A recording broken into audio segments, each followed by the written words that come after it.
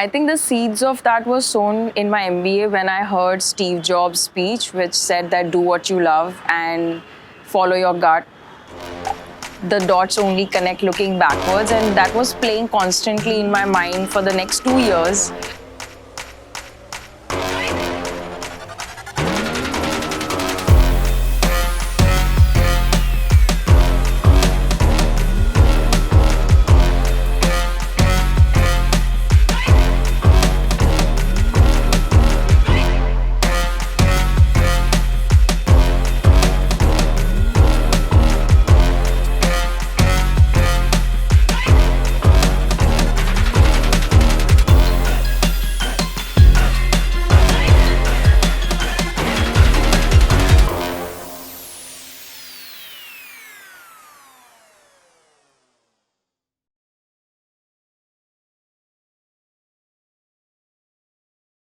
I was working out, but I was also partying hard and studying hard. So that sort of a stressful time of 1 year, actually, I started putting on weight when I came back, and I couldn't understand why. That's when I did my tests and I realized I had PCOS. The first time ever I felt like I was not in my own body. I remember then starting to read Rujuta Devekar's book on Lose Your Weight, Don't Lose Your Mind. It really taught me about the basics of food. And from there on, then I started reading more about PCOS. And I was already educating myself on nutrition before. What really worked in my favor was I moved from a city life to a very focused life close to nature, so much activity, and that sort of helped me heal from PCOS in like almost less than 2 years. I was completely out of it. So it gave me the confidence that it can be done, it can be reversed with just changes in your lifestyle and mindset, which now I'm helping other women and other girls do it. I was not happy with my job. I knew I was getting older as well in terms of trying to start a career in something completely new and something physically demanding. So I thought to myself, if I don't try this now, I know I'm going to regret it. I felt like I wanted to explore beyond just like a corporate job, in a way to know who I am rather than just my designation. Yes, absolutely. I love dancing before in school as well. I've learned Bharatnatyam for almost 3 years when I was in school. But I just didn't know that professional dancing is such a big world in terms of learning. I think the stage experience is what I actually lived for, is to be on stage and just perform and also travel the world while doing something that you love. I think that was the biggest highlight. I was like, what else can I want at this time? And I already had about 10 years of basketball, swimming, gymming, kickboxing, all of that experience before I went to Kerala. So that really, of course, laid the foundation, and I just had to jump back into it. And I think your environment has almost 30% influence on you. So if your environment is enriching, it is at a higher vibration, you will go with that flow if you are receptive. And I think, of course, now I'm much more wiser. I had two things which really excited me. One, that was my previous time with my guru and performing on stage. And the second was this new venture that I had, which was Kinetic Living, and telling people about it. I always thought that I would be and create something larger than myself. For me, I think it was like a beautiful transition where you realize that it doesn't have to be this or that. Sometimes you have to take your time to transition to the next boat, and maybe that requires a little bit extra mehnat, but it's all worth it, I feel.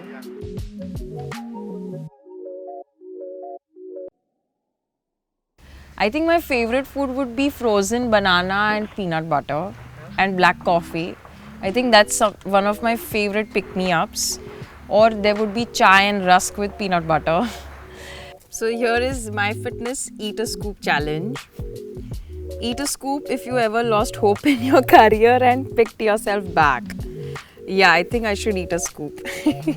But I'm not going to eat a full scoop. A little lick is good.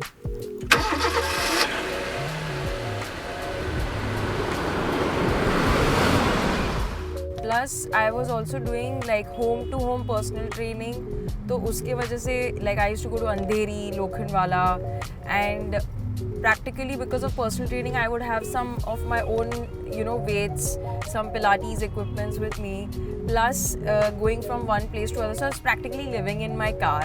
And then, like, I remember so many breakfasts have happened in the car, like when you're going from one PT to the other and you're like having boiled eggs.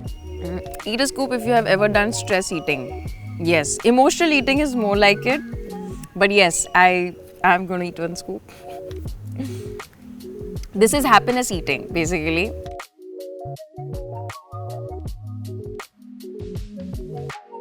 And then in 2016, I felt like I was hitting like a roadblock where I didn't know how else to take kinetic living forward. And I was honestly a little tired of, going from one house to the other, doing PTs as well. That's when a friend of mine who was also training with me back then, he just like, off the table we are having lunch and he's like did a rough math about what was my earnings, how much I was spending on those memberships. And he's like, why don't you just put in some extra money and have a studio of your own? You'll save so much energy and time. For me, kinetic living is not just a training philosophy, what I teach my students, but for me, honestly, it's a way of life because I have tried to align my physical, mental, and emotional energies in a way that I can actually free myself from the fears that I have. When your body is supporting you in all the challenges through physical energy, stamina, and all the hormones and the neurons working in the right ways, you can really hack your way into so much more progress and success in a fun way. So for me, that's what kinetic living is.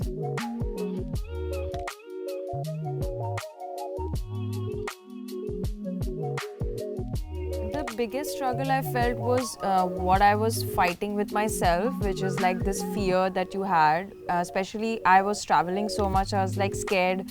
What if I cannot travel anymore? What if I get, tied down to the studio? So there were a lot of mental fears associated with that.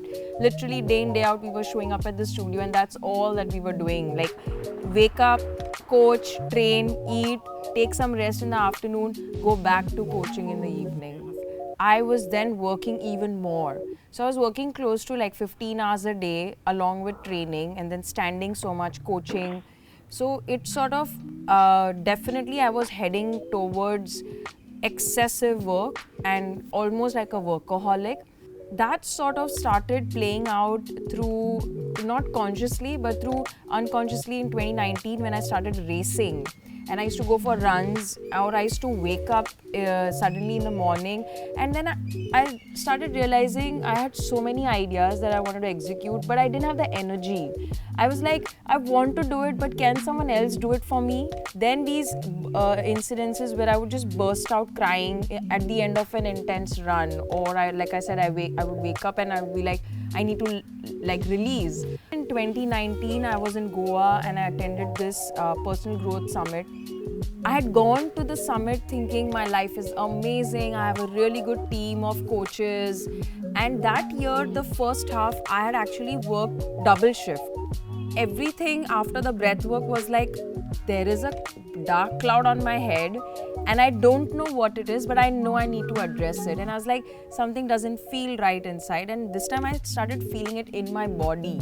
And that's when I met my coach, who really then helped me understand and unravel a lot of my limiting beliefs, what was driving me to a burnout, a lot of my fears regarding money, regarding losing what you have gained through this identity of Coach Urmi. Eat a scoop if you ever had cheat days and loved it. I will say no because I don't believe in cheat days, but yes, I have done a lot of emotional eating, so I have cheated on my body more than anything, rather than my meals.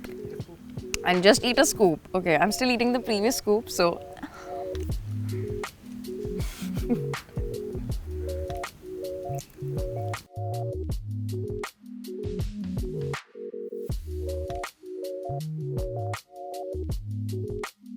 One of the things to let go has been this obsession with doing something all the time.